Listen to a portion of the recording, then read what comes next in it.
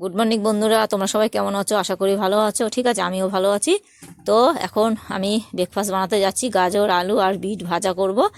আর এটা ব্রেকফাস্টে রাইসের সাথে আমাদের ঘরে সবাইকে খেতে দেবো। ঠিক আছে, তো দেখো আমি সারাদিন এবার কি কি করি, সকাল থেকে রাত পর্যন্ত মিনি ব্লগে অবশ্যই থাকবে। ঠিক আছে, দেখো আমার বিট আর গাজর আলু ভাজা সব একসাথে ভেজেছি, হয়ে গেছে। ব্রেকফাস্ট আমি নিয়ে চলে এসেছি। ঠিক আছে, দেখো ব্রেকফাস্ট নিয়ে চলে এসেছি।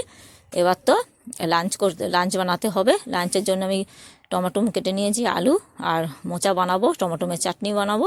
ঠিক আছে, তো দেখা যাক সারাদিনকার আমি কি করি। দেখো সব কাটাকুটি করে, দেখো লাঞ্চ চলে এসছে, বানানো হয়ে গেছে আমার দুপুরের জন্য। কেমন লাগছে বন্ধুরা?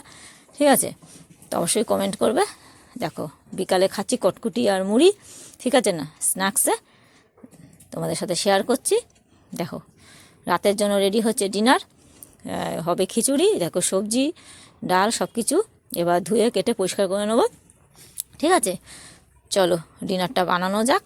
ঠিক আছে, ডিনারটা বানিয়ে নেবো এখন খুব তাড়াতাড়ি, রাত হয়ে গেছে। বানাবো খিচুড়ি। ঠিক আছে, তো চলে আসবে এক্ষুনি গরম গরম খিচুড়ি। আর খুব ঠান্ডার সময় খিচুড়ি খেতে অনেকই ভালো লাগে। ঠিক আছে, আর এখন সবজি কেটে সব ধুয়ে পরিষ্কার করে নিয়েছি। দেখো সব ধুয়ে কেটে পরিষ্কার করে নিয়েছি। এগুলো খিচুড়ির মধ্যে দিয়ে দেবো, আর খেতে খুব ভালো হবে। সবজি দিয়ে খিচুড়িটা বানাবো। ঠিক আছে, মটরশুঁটি আছে, সিম আছে, আলু আছে।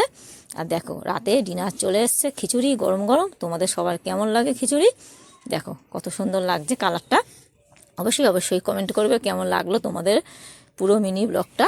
তো বন্ধুরা, গুড নাইট। রাত অনেক হয়ে গেছে।